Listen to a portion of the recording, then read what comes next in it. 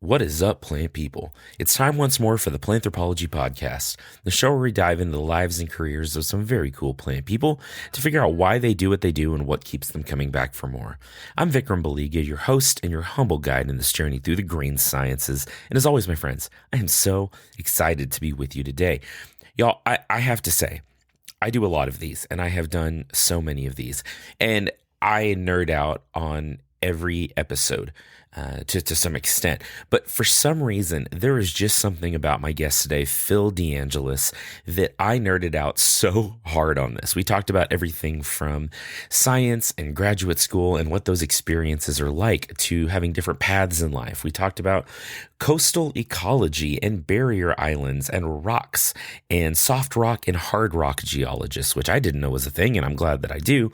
And we spent a lot of time talking about figs and the history of figs and his business, Phil's Figs, and how he talks about figs online. All figs, all the time. It's figs all the way down. Y'all, this is such a good episode. It's so much fun. Phil is genuinely one of the kindest, nicest, coolest guys I know. He's one of the co-hosts on the Garden Party podcast, which I'm actually on tonight as I record this, and yesterday as you're listening to this, if you listen to it the day it drops. But I've gotten to talk to him a ton of times, and it was just such a cool experience getting to learn about his history and his past and all of the things he's gotten to do, because he's gotten to do so much. So whether you're into surfing or rocks or figs or wasps or a little bit of all of that, you're going to love this episode. So grab a cup of coffee and a fig and you'll understand why later, and settle yourself right in for episode 120 of the Planthropology Podcast with my friend Phil DeAngelis.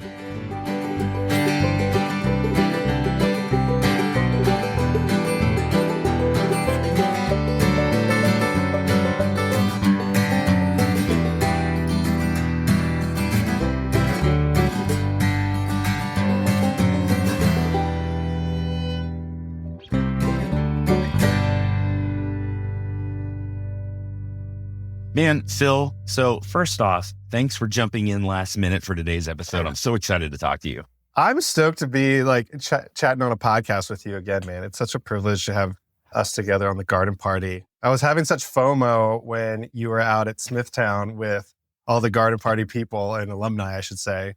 And so, yeah, when you invited me on, I was like, great, I get to nerd out even more on plants. Let's do it.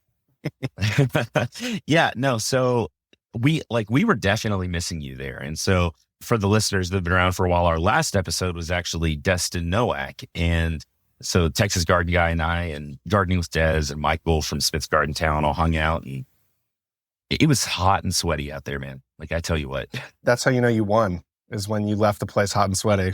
Yeah. I think by the end of the day, we were all just like, oh my gosh. Oh my gosh. But yeah. It was a lot of fun. That's awesome. And you didn't get any damages from wiping out on the cart that I saw. I think I still have a little bruise, and I'll link that video for anyone who hasn't seen it. But yeah, Destin and I had what we thought was a really good idea for riding through the greenhouse. Of course. And those are the only ideas you have. And at some point he let the intrusive thoughts win. And it was like, what if I rode the cart too? And physics said no. Physics lets you know what you were capable of. Yes. Yes. Right. Our limitations. It was fun though. Oh man, it looked like so much fun. Nice, man. All good. Well, again, thanks for being on. So introduce yourself. You have, an interesting diversity of things that you do, but tell us about where you grew up, what you liked and enjoyed growing up, how you got into plants, all that kind of stuff. Oh my gosh. I grew up, so I was born in Philadelphia, and when I was about 4, I moved out to Lancaster, Pennsylvania. And if any of you guys know or don't know, it's Amish country central of Pennsylvania, and it's in the Susquehanna Valley. And it's so funny, I was just used to seeing farmland, but I was also used to being close to all the major cities. So I had cornfields, but I could hop on a train and be in downtown Manhattan in 2 hours. And I grew up that typical suburban life, but it was like a development that was converted from a farm, and next door were horses. And I also had 3, all the bikes on the driveways of all of my friends' houses. So that was kind of my growing up. I played a lot of sports. I was a very high energy kid.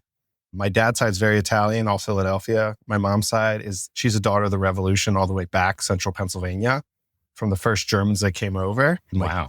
late 1600s. So both sides gardened, which is really cool. So gardening was just kind of something that was like, of course you had a tomato plant. Of course you had herbs. Of course you had, all the things. And my grandmother was a person that said, go outside and I'll hose you down afterwards. And so I grew up at my grandparents like that. I grew up in my parents' house like that. And that was really good for a high energy kid who liked to climb trees and stuff. But I was definitely raised from a garden point of view and a nature point of view that I knew where food came from.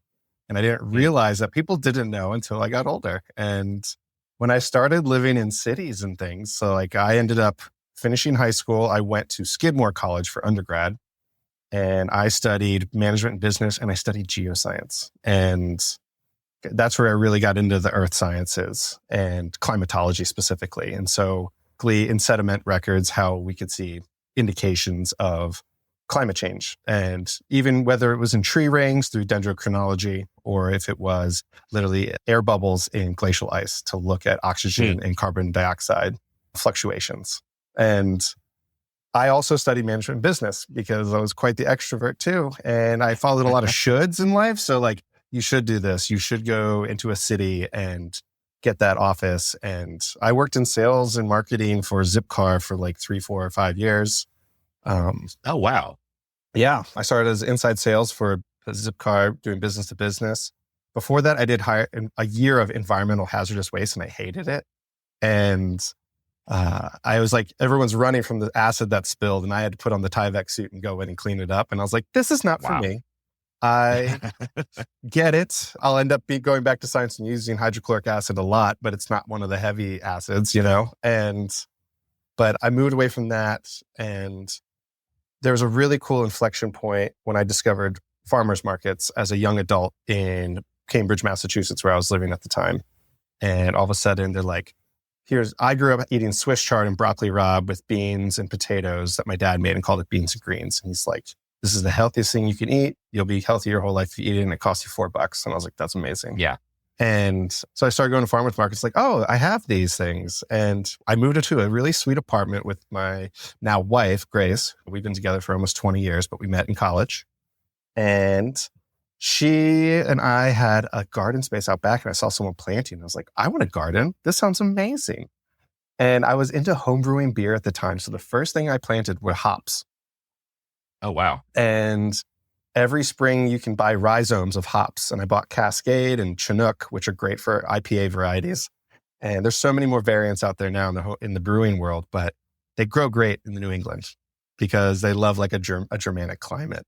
And so that started me. And I was like, well, if I have all this other space, then I'm going to start growing all these other plants. And then during that first year, I was doing the business stuff and I had missed science. I was still missing science for years and years.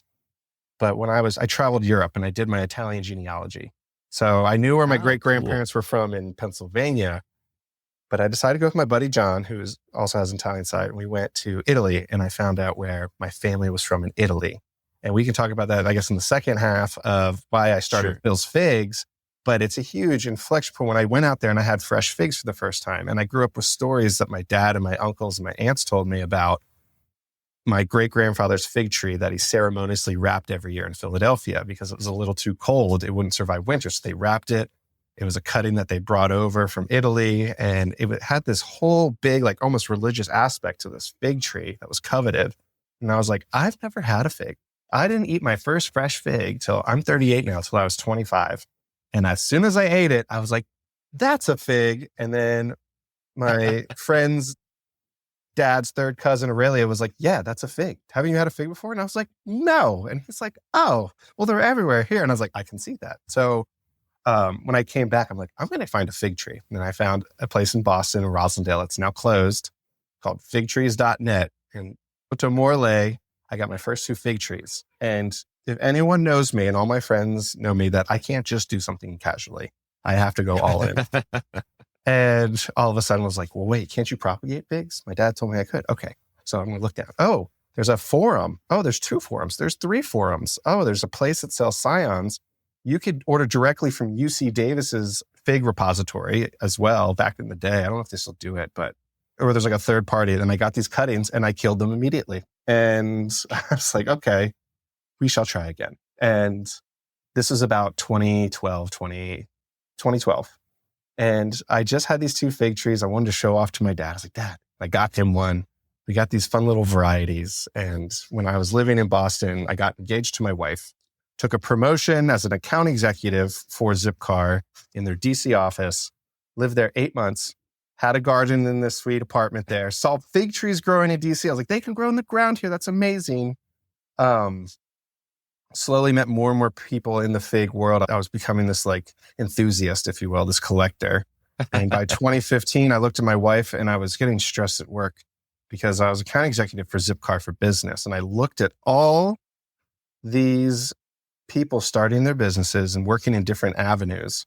And I go, I want to do something that I really like to do. And I had always thought about, I was about 29. I was giving myself a lot of grief of pursuing, do I want to go the business route or science? And I said, you know what? F this, screw this. I am pulling the ripcord and I'm going back to school for science. And I just gotten married to my wife. 2 months later, I said, I'm quitting my job and we're moving in with my new in-laws for a year while I take prerequisites. And everyone just was like, sorry, what? And I said, You're doing what now? Yeah, we're doing this now. And it was shot in the dark, right? And I had been out of undergrad long enough that I needed to take prereqs over again. And they weren't, geology is a interdisciplinary hard science. So you use physics, you use chemistry, you use calculus for rate of change over time and things like that. And physics is important too in different aspects. And so I had to take a year of each of those and apply for grad schools, find professors, find parts that I liked and was interested in. And I had to drink the whole grad school process out of a fire hose for a year. And I got it done. I ended up really enjoying physics. And here's the thing, professors can make or break courses for you. So anyone out there still finds a genuine interest in this, you may have just not clicked. And I was fortunate enough to click at a branch community college campus outside Pittsburgh, Pennsylvania, where I sat in the parking lot and I said, what the heck am I doing out here? I just quit my job, making good money in the city, like with my wife. And I'm here living in their basement, studying, and I'm going to this branch campus. And I was like, we're just going to do this one day at a time. And if it doesn't work out in a year, we'll reassess. And sure. 8 months went by. I had some good conversations with some professors at a few universities. Some of them weren't taking on new students, which was tough because I liked their research. Yeah. Some of them were taking on and some we just weren't clicking. But I matched with Professor Sharon Hoffman at UNC Wilmington, and she did paleoceanography and she did deep ocean sediment. And I liked that. And deep ocean sediment because it was associated with changes in ocean currents during abrupt climate change events. And so how abrupt climate change can actually offset things like the Gulf Stream and North Atlantic current and kind of shut them down. And I focused a lot on this current it's a mechanism called the AMOC, or Atlantic Meridional Overturning Circulation.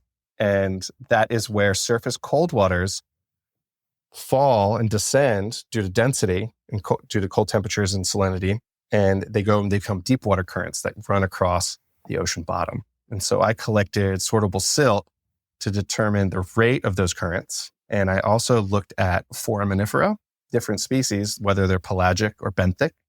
Pelagic meaning they're in the water column versus benthic on the seafloor. And I collected those for half of my grad school experience under a microscope. And then for the last 10 days, I ground them all up and I threw them through a mass spectrometer. And I looked at the isotopes of oxygen and carbon. And those isotopes would determine the type of water that was floating in at that time, that whether they came out of iceberg discharge or not. And that is, I just have to tell you, like, that experience and the way you describe it of like, I spent all this time sampling and I looked at them under a microscope and then I spent days grinding samples. Like, that is such a science. It's so science. Master's, like, Like, it's almost like a rite of passage where it's like, here's this incredibly tedious thing you have to do the science. Months and a year of doing that and being like, and you know what? It could have all just been a flop and I would have been like, had to start all over again. And I wouldn't have gotten the results that I was looking for. All the research I had done going into it and my advisor being like, keep doing it this way, right? Method sections are so important for consistency. Yeah. And I got destroyed in scientific writing. Grad school taught me how to write.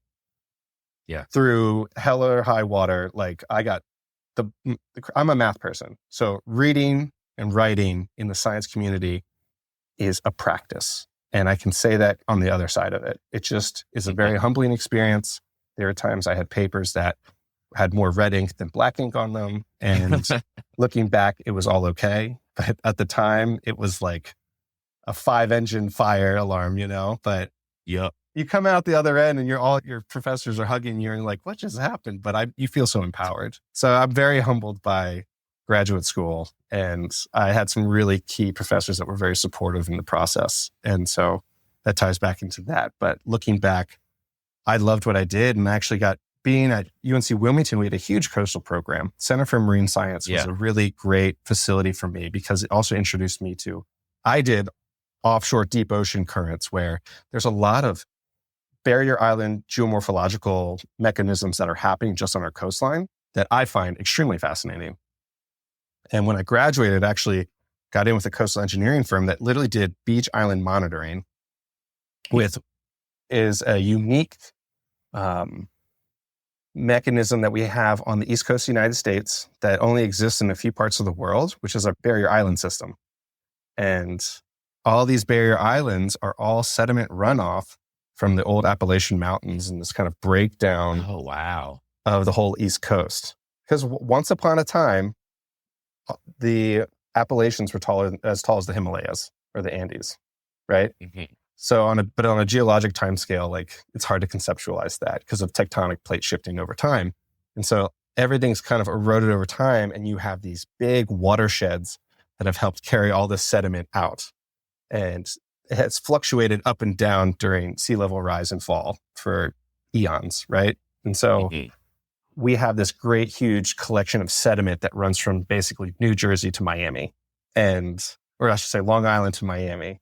And only places like Italy, you have that kind of discharge, like the barrier islands around Venice on the Adriatic, parts of Bangladesh, and a few other places. But doing deep ocean sediment research, I truly fell in love with the coastline, especially in North Carolina. This is just an aside, but I was in Maine recently for just a couple of days. Oh, cool. I wanted to spend weeks there because it's gorgeous. Mm-hmm. And it was 100 degrees here and like 60 there. So that, but I was, I'm used to Gulf of Mexico beaches. Yes. Where they're sandy. It's usually a fine sand. We've got some rocky beaches, but they're sort of few and far between.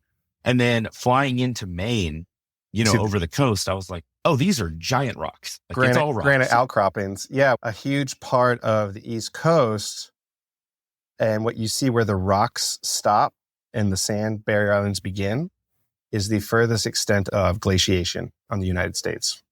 So from glacial maximum goes all the way out and you can see it. So you see Maine, New Hampshire, Cape Cod. These are all like scoured geological formations from iceberg advances. And then you see it around Nantucket, Martha's Vineyard, come down the coast, and then you hit the tip of Long Island right there at Montauk. And those are all rock outcroppings. And it travels down across Pennsylvania. Actually, I learned from my glaciology professor once. He told me that southern Pennsylvania and Maryland is great farmland because you get all that discharge from the maximum glacial extent. So all that runoff, all those minerals, all that stuff got deposited there on top. And Pennsylvania has actually got a really rich geologic history. I like the coastline, but other people can speak to it sometime. I hope you find some, or I can try to nerd out with you. But glaciation stopped there. And that's when you get to all the barrier island stuff. That's fascinating. And, when it's those things that you think about it and you're like, oh yeah, that makes sense. Like, I get it. Right.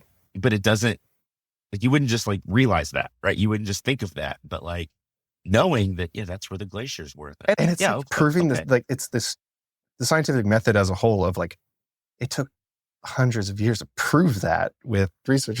all the way down. People just like, hey, this looks right. You can't just say that in science. Yeah. No, that's exactly right. And that's a good point too. That like, but you know what's so much good science starts with that observation of like, this feels right, but I have to make sure that it is. Right. And so like we see these things and observationally we find like this glacier would fit here. These continents would fit together, Yes. all this stuff. And then we work the process. And I think like so much of good science is that curiosity and that wonder. Yeah. That I feel like sometimes gets lost in the process of science. Both are necessary. Yeah. Right. We have to do both. We have to publish. We have to do all that stuff.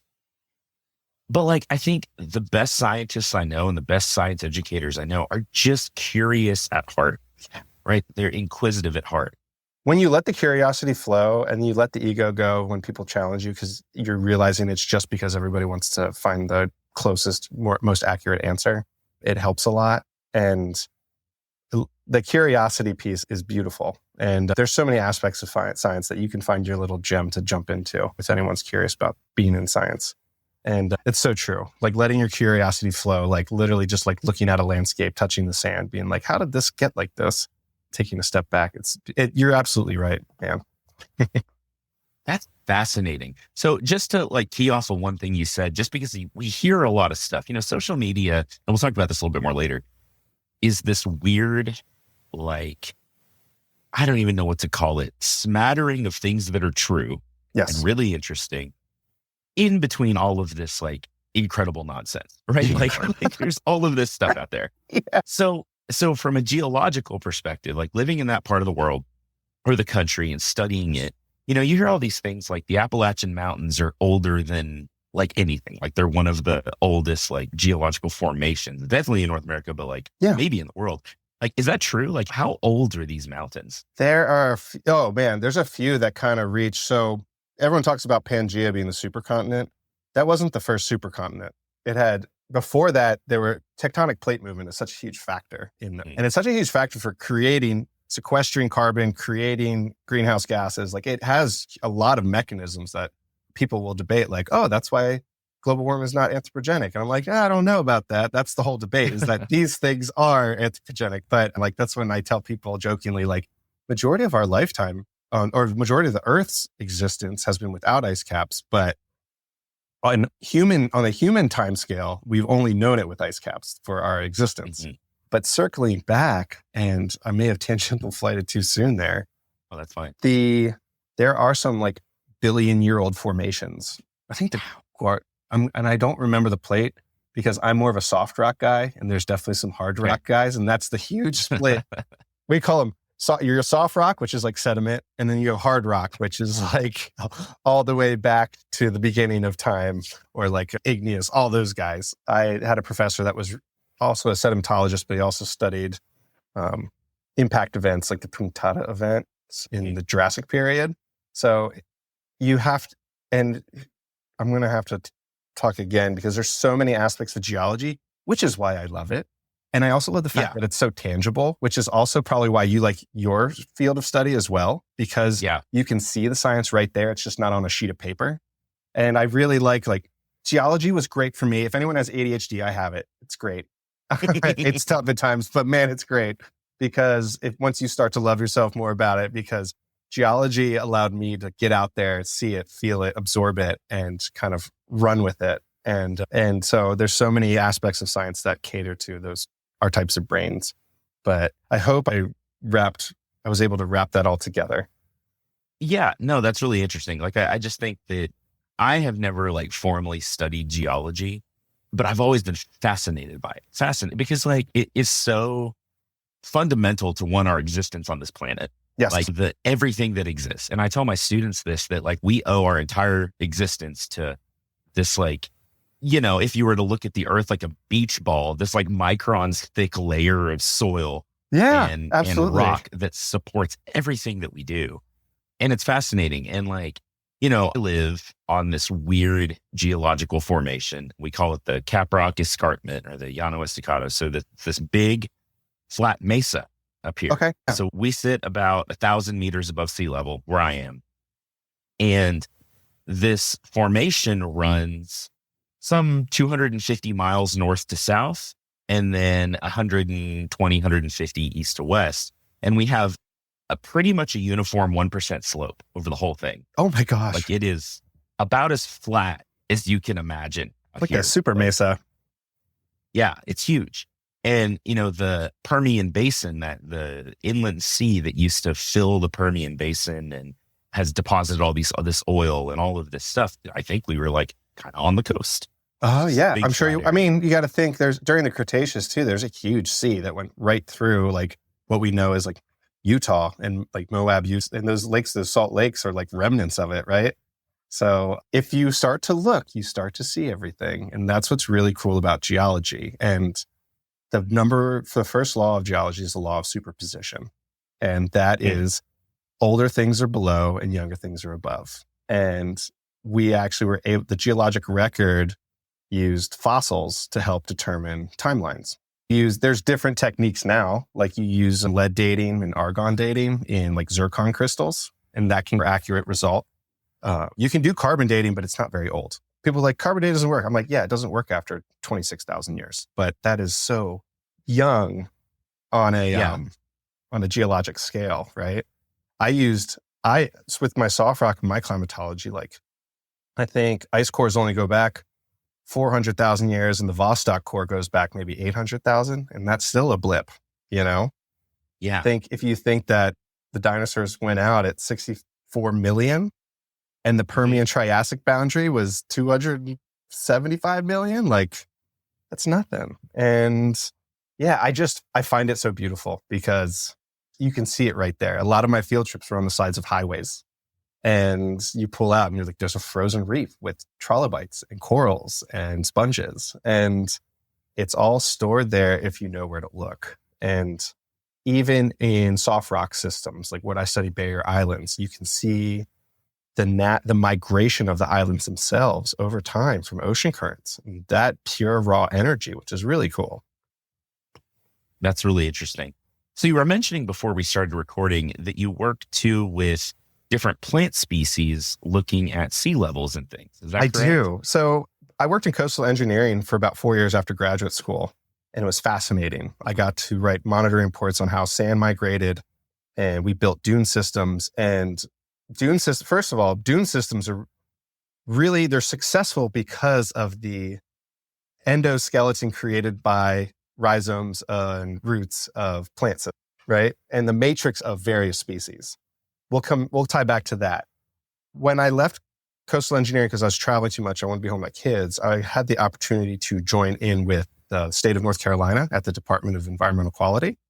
And I work for the Division of Coastal Management. And we are responsible for anything within 75 feet of the coastal zone, or that is the coastal zone of normal high water. And that is our AEC. We determine the coastal wetland line. We also determine the normal high water line using plant species. And we have 10 designated plant species that we use to determine those two elevations. And you can hire surveyors and come out and do mean high water. And we can do our normal high water with our plant species, Spartina alterniflora. And you're probably falling within a few inches of each other. So it's kind of amazing how, and you can see speciation change within half a foot, 6 inches or more of probably 5 different species before you're actually exiting that flood zone. Because if you look at tidal zones, they average about 4 feet, but that is not the case. You have neap tides, you have king tides that can go 5, 6 feet, neap tides 2, 3 feet. But the normal tidal cycle, there are plants that like to get hit twice, and which is a semi-diurnal cycle that we do here on the East Coast. And alterniflora will mark that line. The second you leave that line, other species will start to appear. So then you have your black needle rush, you'll have your Scirpus bulrush, you'll have sea lavender, salicornia. What are some of our other species? And it'll increase in elevation all the way until you get to Spartina patens. And patens doesn't want to be touched by salt water. It just wants to like be misted by it. And so that's generally our first indication line of where that saltwater intrusion stops. Yeah. And so you can go out and you can map coastal areas just using plant species. And it's so distinct in some areas, it's incredible. That's fascinating. And it makes sense, like from a botanical perspective, from like a plant science perspective, it makes total sense because so many of these plants have such narrow sort of survival ranges. And especially like you're talking about in coastal dune ecosystems, I think people don't understand how delicate some of these dunes are. Oh my God. The and dunes way these and, ecosystems oh, are. sorry.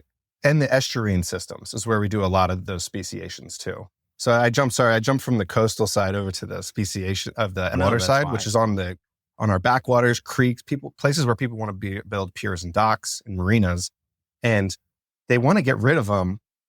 Here's the thing: you need them for the safety, for the infrastructure of the island or the land you're building on along the coast. Those plants are going to protect you from hurricanes, storms, erosion, all of it. And so our job with coastal management is to educate and create options that help both the homeowners or the businesses and the marinas and the plant species themselves. Yeah. Well, and fascinating. And like, there's some cool videos out there talking about like hurricane surge protection and what you get from like mangroves and different things in different parts of the world, right? These coastal, and they're not aquatic plants, but plants that like wet feet that can go and hold everything together. Mm-hmm. And looking at the differences between like what a storm surge will do with these intact ecosystems that have evolved to tolerate that.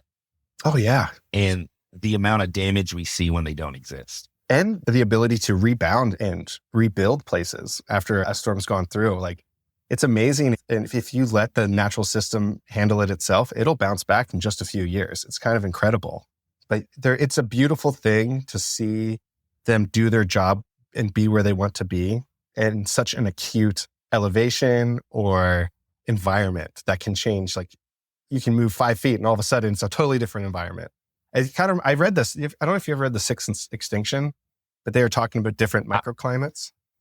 I haven't, but it's on my list, for when I need to be a little sadder. I don't know. Yes. You need to be accepting of being a little sad when you read it. But it talks about in rainforests where you can move up, however many feet in elevation, and the species are completely different. And they don't want to cross pair. But they talk about that acute speciation as a flourishment of different species, an abundance of them, as a good thing. And when you have a lot of hybridization, that is actually a sign of an extinction event because they can't survive in these changing environments. Only hybridization can. I never have thought about it in those terms, but that's fascinating. And that also makes a lot of sense because, we think about so I live in a prairie ecosystem, right? Yeah. Which are also surprisingly delicate ecosystems and diverse and absolutely complex ecosystems. And you see, when we look at species loss and the takeover of like certain grass species or things like that, or hybridized grass species, like a lot of times we'll say, okay, now we've got this like bluegrass, this specific bluegrass. Is that happening at all with grasses? Oh yeah. Oh yes. Wow. Absolutely. And we'll see that these very specific species that have close evolutionary relationships with insects and animals and other plants are gone, and they're being taken over by either hybrid species or specific like opportunistic species and things like that.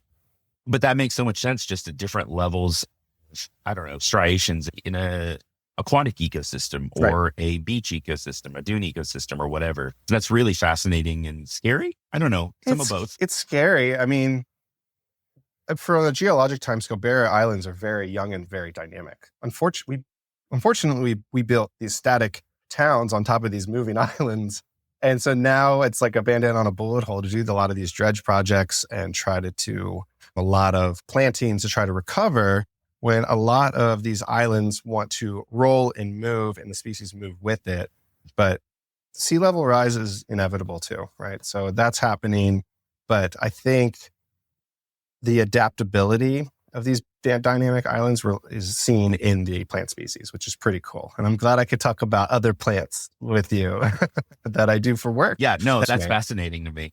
I could talk. I mean, honestly, we could do a whole episode on just this, and we might sometime if you're willing to come back and like really deep dive some of this stuff. Yeah. Because I think it's fascinating. And I think it's important that people understand some of these things, even if like it's not every detail, just from a conceptual standpoint that like, the decisions we make from where we put a town to, I don't know if you've probably seen these videos of like people on the beach and there's like an inland little, I don't know, river or pond or lake or whatever, and then the ocean, and they go and they dig a trench from the, like, it's cool to watch, but I'm thinking from like an ecological standpoint, I'm like, no, stop, don't do that. Stop doing that. like that's supposed to be there. Yeah, for sure. Things happen. Hurricanes. We're in a hurricane. Like, tell you what, barrier islands are great buffers for hurricanes, but not when you necessarily build on them, which is kind of tough because everyone's beachfront. I get it.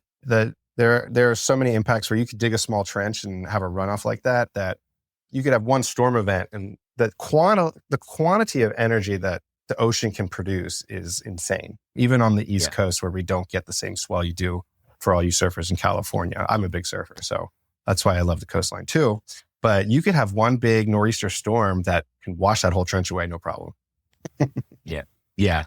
But at the same time, you don't want to uproot like anything that's been in place there to help sustain that infrastructure building. Yeah, that's really fascinating. Again, I'm watching the time because I think I've got about a million more questions, but I want to be conscious of your time. So I think that's actually a good sort of pin to put in that for now. Again, okay. I may have more questions here in a minute, or we'll do a follow-up. But let's take a break real quick. And when we come back, I want to talk about your fig business, Phil's Figs. Yeah, man. And how you got into that side of it and sort of married the business part of your brain with the science part of your brain. And then about some of the content creation you do, because you do some really cool stuff. Thank you, man. We'll take a quick break and we'll come right back. Perfect. Well, hey there. Welcome to the mid-roll. So happy to have you here. Y'all, as much as we talked about rocks and sand and sediment and stuff in the first half of this episode, we talked just as much or more in the second half about figs. And I cannot explain to you how much fun it is. So just get ready. A couple of things. If my voice sounds weird, and if it sounded weird on the recording, it's because I've been sick, and that's just how it is. I usually don't get a summer cold, but I've been traveling. Anyway, thanks so much for listening to Planthropology and being a part of what we do here. Thanks for supporting the show. If you want to find more ways to support the show, head over to planthropologypodcast.com and check out old episodes, find a link to merch, score some cool swag. New designs are coming this summer. If you're listening to this in the summer that it comes out, if you're listening to it at some point in the unknowable future, hopefully the new designs are already out and I didn't just lie to everyone again about new designs coming out. You can tell a friend about Planthropology. That is still the best way to spread a podcast around. That is the number one way new listeners find it. So tell a friend. You can leave a rating and review on Apple Podcasts or Spotify or wherever you're listening. It really helps keep us up in the charts and it makes me feel good inside. I wear a size 5-star review and Father's Day is this weekend. And if you want to get me a gift as your plant daddy, ooh, that had a bad mouthfeel. Anyway, leave me a 5-star review. You can head to buymeacoffee.com/planthropology. And for the price of a coffee, you can buy me a coffee and help pay for hosting fees. Also, follow Planthropology all the places and follow me, the Plant Prof, all over social media on Instagram and Twitter and TikTok and YouTube and Facebook and wherever else you can think of. I'm probably there. I have a Substack that will be linked in the show notes. Also, as the Plant Prof, the Substack is called Office Hours, and I answer your questions and stuff like that. But mostly just keep listening. And send me an email at planthropologypod@gmail.com if you have any comments. Okay, let's talk figs. All right. You mentioned in the first part of the episode about your love for figs. And honestly, I hadn't realized you'd been into it and doing it as long as you mentioned that you had. But Let's talk about Phil's Figs. You talked a little bit about how that came to be, but tell us all about it. I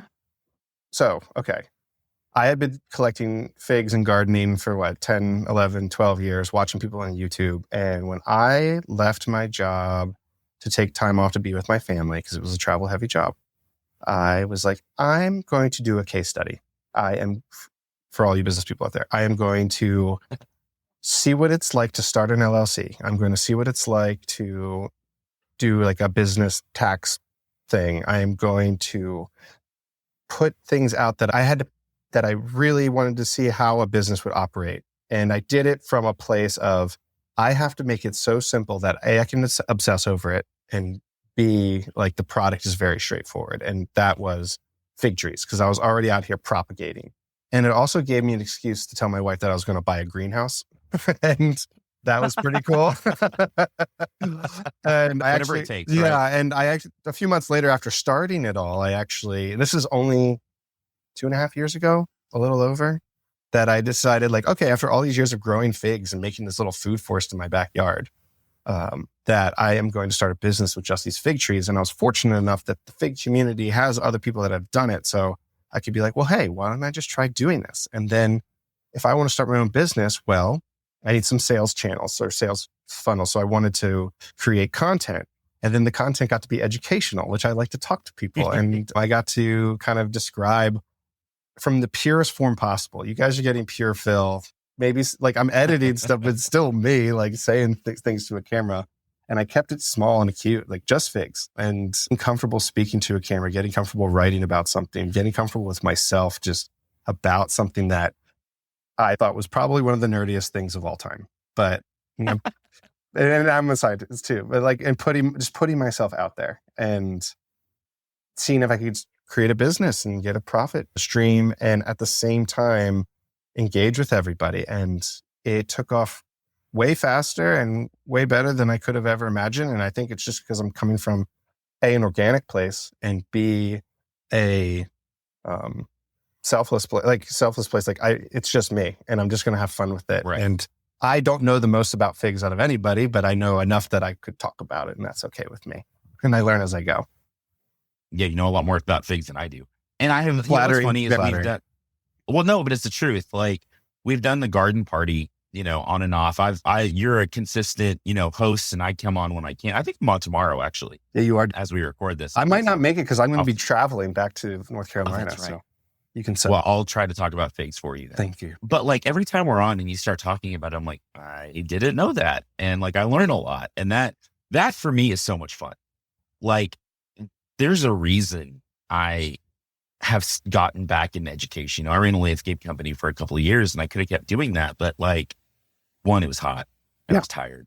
But like, there's something about just being in this educational world that I love learning stuff. I get so excited about learning new things. And so like, I enjoy getting to learn about figs. I just want to do like a quick intro on why figs, if you're cool with that. Yeah. Oh yeah, please. Figs they're basically the gateway fruit tree to backyard orchards or patio fruit, I think, because of they have a hint of Mediterranean climate vibes to them because they need to be taken care of a little bit in colder climates, but they will produce in the first few years of life. You can propagate them quite easily. They have a complex breeding system set up, and we'll talk about that. But they also have an amazing history with humanity in agriculture. One of the first things ever cultivated, probably for its propagation abilities, that you could just stick a stick in the ground and have it work, but also like that they were good enough, they were healthy enough that the Roman army could feed off of them because of their fiber and their vitamin nutrients, and that you could bring them all over the world. They won't necessarily just take over everything as an invasive space, but they will grow for you and produce for you very prolifically. And I think and they're not even actually a fruit. They're like it's a really interesting food. So that's why I love figs, because they just have a history about them, and every fig tree has a story. So how long have they been cultivated? Oh, go back to the Sumerians. They're in, so Mesopotamia, like one of the earliest records of agriculture, they are there. And they are actually in store. They found pieces of them stored away. And if you go through any scripture, any historical record, figs have always been present. And that is amazing. Kind of really started in that Central Asia area to begin with, which is a lot of where civilization kind of got established as well. That's fascinating. And the fact that they are so adaptable, you know, it's hard to grow. I'm not going to say that just as like a period, but it can be challenging to grow things here where I live. It's hot and dry. You have a tough one. And I didn't realize it till you were telling me about your yo-yo weather. I thought I had yo-yo weather in the winter. No, you got yo-yo weather. No, it's crazy. We're very cold in the summer and very hot other way around. Very cold in the winter and very hot in the summer. And it's dry. It's windy. You know, we had 3-4 inch hail blow through a couple of days ago and tornadoes and all kinds of stuff. But like figs are so tough. They're so tough. And my parents have a couple in their backyards. I think they have a Celeste and a brown turkey, and I don't remember what the third one is. And every now and then they'll freeze back to the ground because again, we do get pretty cold. But then the next year they're back, right, and they're fine, right, and they spray like it's incredible. You know, I'm trying to think of like another fruit tree that if I froze it back to the ground, one, that it would come back at all, but two, that I wouldn't have to wait 6 years to get a fruit again. Right, and you could do that like, and you're not going to like. People have grafted before, but you don't necessarily need to graft a fig tree onto a rootstock of sorts. Like, so if it does die down to the ground, you're getting true to type in a lot of scenarios. Yeah. Well, and that's one question people ask me is like, how cold tolerant are they?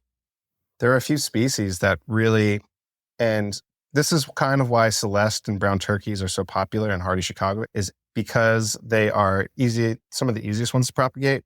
And they are also one of the cold hardiest. But what I tell people is that all figs are good. Some figs are great. And so like anything, the tastiest ones sometimes are a little more of a diva to grow, but not as much as you would think if you just get a few bases set up. And I think I always recommend a hardy Chicago type, which Bill from Off the Beaten Path Nurseries, he kind of really helped me along on my fig journey back about 10 years ago. And kind of just, we always shoot messages every once in a while. Really, I learned from him to call them a Mount Etna fig because there are different varieties that aren't just called hardy Chicago. It was just so happened that this one survived in Chicago, getting down to the ground every winter and coming back up. And he calls them like the greater Mount Etna figs because there's some like Marseille Black has these club-like leaves that are very indicative of these hardy Chicago types. In fact, the hardy Chicago I have was brought over to Brooklyn. It was called Brooklyn Park JD.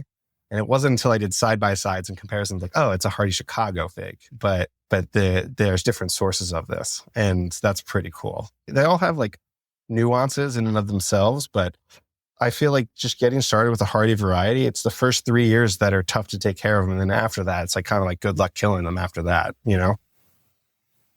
Yeah. And, you know, we've had a little bit of success from keeping them dying back to the ground. Like what we've done a couple of times is wrapped them in like hog panel. Yeah. Or, you know, some flexible wire and filled it with straw or something. Perfect. Just to give them a little more insulation. And it seems to work pretty well most of the time. Absolutely. They're deciduous trees. So they will, when they are dormant, they will be relatively good. I see dieback in two scenarios when it gets really cold. And that is when it gets, well, three scenarios. When it gets below into the single digits, you're really putting them at risk, or low teens.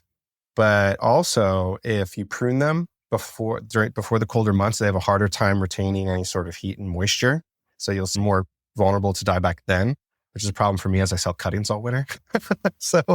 But I'm in a warm enough place that sometimes that's okay. And then the other one is they are used to a Mediterranean climate that's a little more consistent so yo-yo temperatures can stress them out in the spring. They think, oh, it's spring. And I'm going, no, it's not spring. Stop doing that. And I'm like, okay, we just got to, fingers crossed, we're not going to get a late, my last freeze date is April 1st in zone 8B Wilmington here.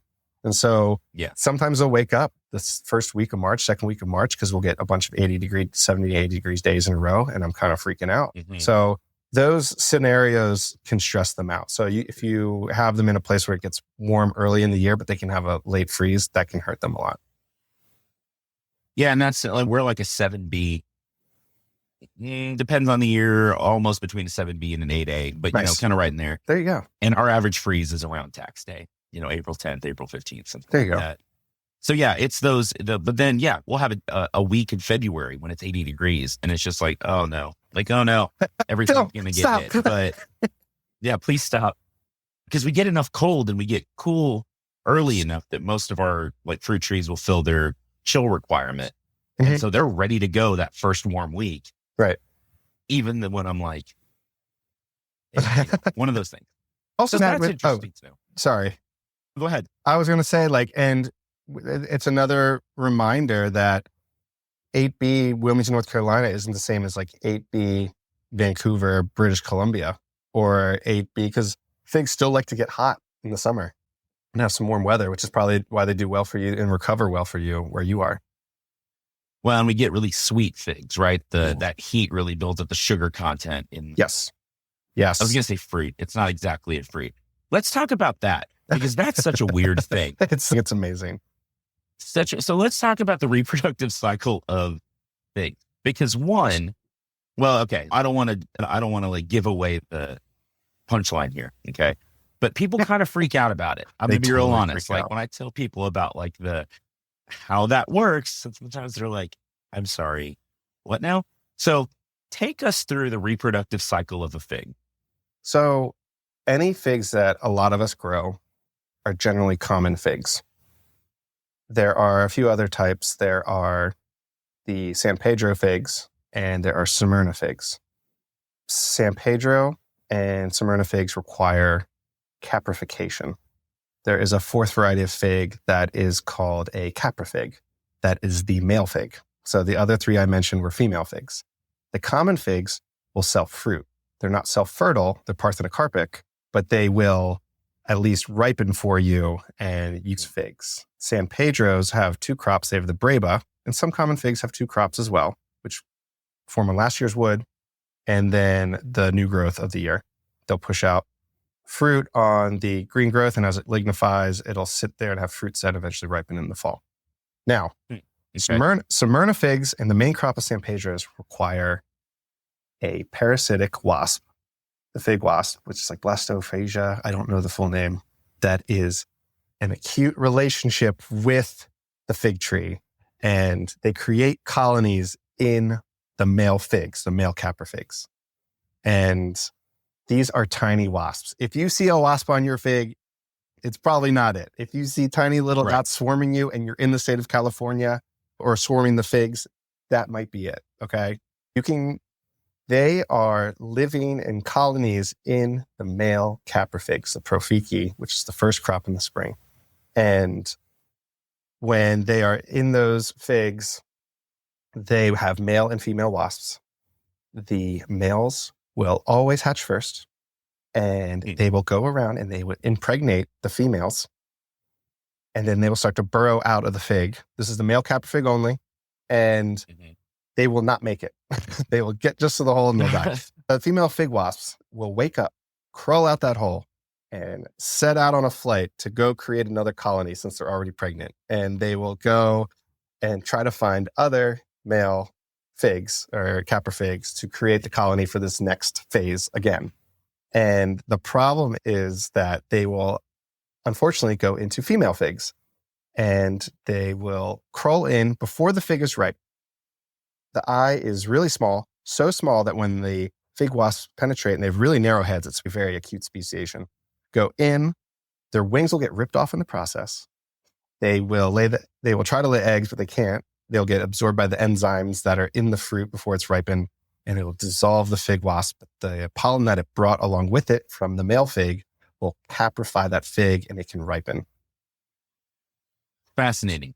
So, yeah, no, I think it's so cool. And so what is the chemical in there, that enzyme physin or something like that? I do not know. I may have known at one point and forgotten it, but I'll look that up. I have young kid dad brain right now, so. Oh, listen, I get it. No, but there's like an enzyme in there that again dissolves and completely dissolves and reabsorbs this female wasp inside the fruit. Correct. So what freaks people out is when they eat a fig and there's crunchy bits in it. And I try to tell them those are not little wasp bits. Like that wasp is gone. Thing's gone. I dare you to find that wasp, but you won't find it. It's tiny to begin with, and then it's totally dissolved and absorbed back into the plant. You will just... And it's seeds or it's other extra floral parts that are in there that are crunchy. Like it's fine. You're fine. You're totally fine. In fact, you're probably doing great because you're eating a fresh fig and it's really healthy for you, unless you're allergic to latex. So, because they do have sap flow that's like a latex flow that can be an irritant. But when a fig is fully ripe, that sap will retract from the fig itself as those starches convert to sugars, hold that space. And then when you cut one open, man, it's hard to compare because it doesn't have the same acidic bite that a lot of fruits have. In fact, they prefer to grow in a neutral to alkaline soil too. And they just taste so syrupy good. It's such a cool experience to eat a fig. They're very different. And like, I think a lot of people's experiences with like a fig Newton. And I try to tell people that is not the same thing. Like you're not people, oh, I don't like fig Newtons. I'm like, okay, fine. It's fine. But like the experience and the flavors, like it's such a complex, rich flavor. And you're right. They are very sweet, but not like, I don't know how to describe it. They're not like cloyingly sweet. Right. It's a pleasant experience. It's not like you're drinking maple syrup. It's different. It's different, and it lingers in your mouth in a beautiful way. Like, I think that's why I say, like, people are like, what do you do with your figs? Truthfully, like, I grow figs because ripe figs don't have a good shelf life. If you're buying grocery figs, they're not going to taste the same. They're going to be okay. They're going to taste good sometimes. But a truly ripe fig off the tree doesn't last that long, and it tastes incredible. And I'll just eat them fresh. And that's why so many people grow figs, is just because they know how good a fresh fig tastes. And you don't have to cook it. You don't have to do anything to it. And I eat it with coffee, and it's like the perfect coffee sweetener. That's awesome. But so you mentioned the common figs. So are most like market figs, most of the ones you would buy in the store, are they common parthenocarpic figs? A lot of them are, but you'd be surprised. The commercial industry in California does use Smyrna figs for production. But I've heard that the Cadota fig, I believe, is the fig Newton fig. That is a common fig. And a lot of the ones, like you go to stores, they will say like the variety of fig it is. And it's generally a common fig, which is really cool. Caprified figs in California can taste pretty incredible, though. I'm not going to lie. And they get robust. You know, this is another one of those like California, like ag things where it's like, of course, everything grows perfectly in California. Kind of unfair. Yeah. Yeah. And so like for most people, like where I am, like those wasps don't live here. No. And so like if you're growing a fig and you're eating a fig off your plant, one, it's going to be a common fig, right? For the most part. Right. And two, like, you know, like you're not going to eat a wasp because those wasps are not here. They're not here. They're actually brought over by Spanish missionaries when they brought over figs to California, hence the Black Mission fig. Yeah. And they weren't sure why it worked at the time they brought them over. According to this one book that I read, I think it's just titled Figs, like a history of figs. They will not be in your figs, guys. Go ahead, enjoy them. It's a seed crunch. It's fantastic. Yeah. Well, and I think even the caprified ones, I think there's almost a bigger. So when I talk to my students about this, because we talk about different types of fruits, we talk about, you know, how some of them are formed and how some of them, like a fig or a strawberry or a few others, are like these accessory fruits, like they're extra floral parts that we typically, you know, theoretically eat. But like everything has been something else. And I think that is such an interesting picture when we look at a fig of, because of the specific life cycle of this insect. Now, like you said, it's a really acute, really narrow evolutionary relationship. Yeah. Like it's absorbed by the plant. And it's maybe, you know, maybe for us, it has a weird like feel in our brain, but you know, pollination's that way. Life is that way. It's complicated and everything feeds into something else. And like, everything I know that's feeds maybe into more something else. No, like it's philosophical when we talk figs, but it's metaphysical. There's a big picture here, I think. There's a huge big picture. It's like, I don't want to say somebody who eats salads regularly hasn't ingested some small piece of a creature by accident and just never noticed, you know? But, or like, I think people get weirded out by the fact they don't want to get, if there were any sort of disease risks or something like that. I think maybe that ties to it, but in reality, no, like nature, it's okay. You can have dirt on your carrot. You can have a fig wasp fly into a fig before it's ripe. It's okay. And yeah, but that's how I feel about that. Yeah, no, I agree. Oh, one thing here that's really interesting. Talk about the Godfather fig, because this is such a cool story. This is provenance in its best form. We're one of the best, right? The ultimate best is someone's family lineage. Like, I brought this from Israel, from my great grandfather brought it from Israel over here, and we had this tree. I'm like, that is such a fantastic story. It was worth bringing all this way just to have this. The Godfather fig. This is also the beauty of propagations and selling cuttings from mother trees and having genetically identical branches that turn into the. And so the movie The Godfather, if you've ever watched it, there is a scene where the Godfather, original Godfather himself, is out in the garden with his grandson. And this is where he has a heart attack and passes away. On that set, there were 2 fig trees. One was gifted to a guy that worked on set, took it back to his home on Long Island, had it there forever. His kids took over, realized the story. A friend of the kids was like, well, tell me about this tree. And they said, no, this was on the set of The Godfather. He's like, get out of town. And, you know, I'm in an Italian-American family, like having elements of the Godfather in your life is very symbolic in a lot of ways too. But I found out, I was like, of course I have to have this fig cutting. Like some guy, so he started propagating the fig cuttings and then it made circulation and it's amazing. So now I have one that is a direct branch from that tree on set. And that is the beauty of propagation. That is so cool. What variety is it? I don't even know. I think, oh, really? Okay. Yeah, I don't even know if it's in the Hardy Chicago family. It might be its own thing. And this is, I have to say this because if you get a pollinated fig, the caprified fig, the seeds are viable, you are not going to get genetically identical children. You are going to get a grab bag of DNA and you don't know what you're going to get. There's a chance you will get a similar one. I talked to my buddy Anthony, the millennial gardener, and he's gotten a lot of ones that are very similar in lineage to the parents, but you can have a grab bag of all kinds of figs. And not to mention, there are still bud sports that can mutate on the fig tree itself. Really interesting. So as far as like, if people want figs for their home, what does that process look like? How do people get them from you? Because I know you ship and you do all this kind of stuff. I ship. Anyone who lives in Wilmington, North Carolina area, reach out to me, phil@philsfigs.com, and we can set up an on-site appointment. But I have figs for sale. It's philsfigs.com. You can go check it out. I have long-form YouTube content where I just try to educate and share my knowledge on how to care for figs and find the figs that grow best for every climate and all the different fig flavors. Mind you, some figs taste like agave nectar and other ones taste like raspberry jam, and they have different growing patterns and things like that. So reaching out, it's kind of unfair to say, if I could have one fig, what would I have? I'm like, no, toss that question away. You need 3, and people are fine with 1. But I think having lights and darks is always nice. And I have a few varieties left. Business has been going well. And it's been really cool because my goal is not to sell fig trees. It's to help you grow a fig, to experience what I experienced that first bite in Italy when I had fresh figs, And so it's so really cool to see people being like, it's like I always say it's like in Castaway when he makes fire. He's like, I've made fire. He's like, I've had a fresh fig. And you're like, I've had a fresh fig. You're like, holy cow. And I'm like, I know, right? And you're like, I get it. I'm like, thank you, we get it. That's really cool.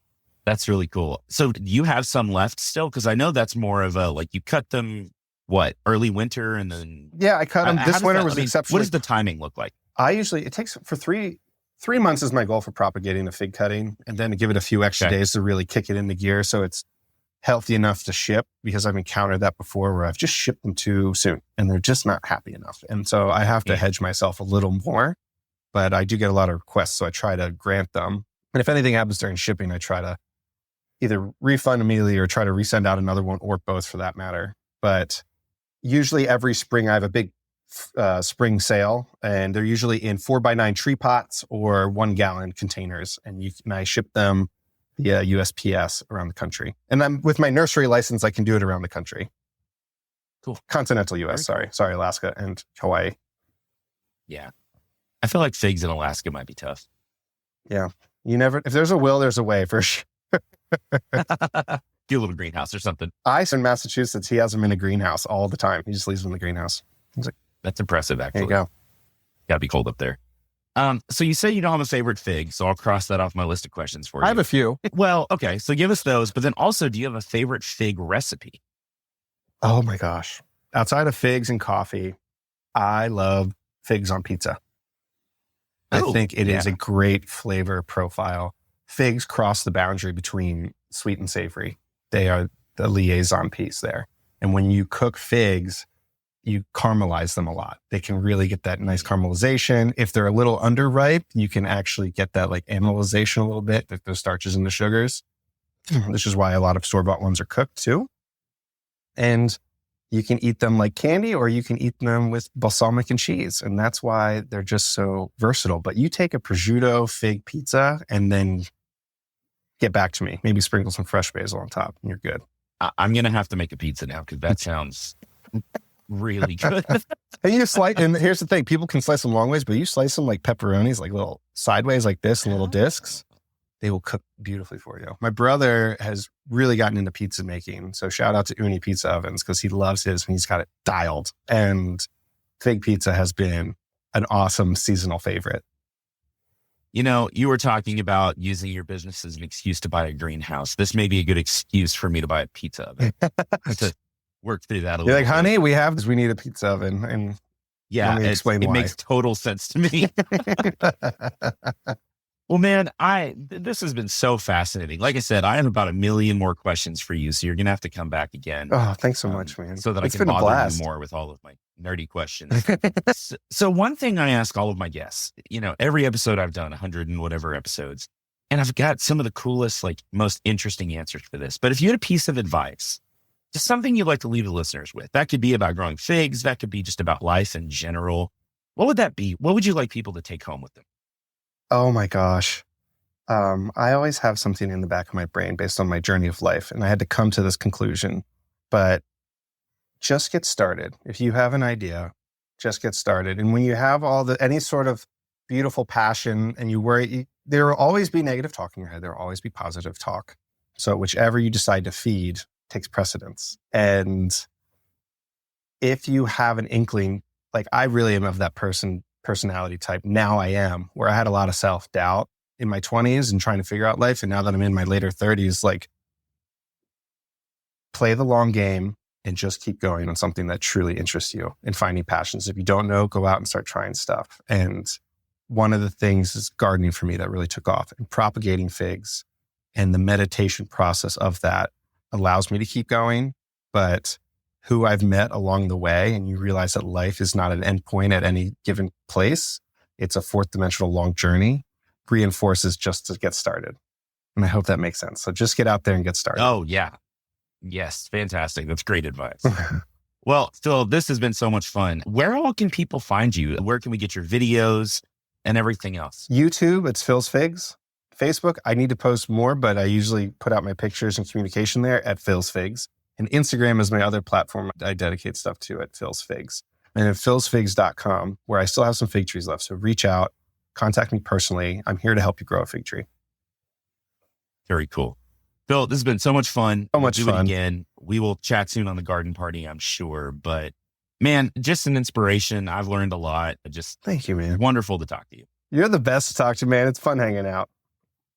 I hope whatever it is that you're passionate about, you are passionate about it enough to just start, to just give it a try, and just to follow Phil's sage advice. Thanks so much, Phil, for being on the show and for all your cool geology and coastal ecology and fig facts. I learned a lot, and I can't wait to talk to you again on Planthropology. Thanks to you so much for listening. You know I do this for you, and you know that I love you. Planthropology is edited, hosted, produced, all the things by yours truly, Vikram Baliga.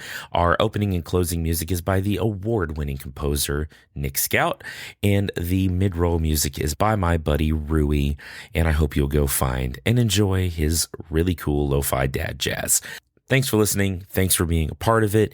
Keep being kind to one another. If you have not to date been kind to one another, it's probably a really, really, really, really good time to start. Be kind, be good, be safe, and I will talk to you next time.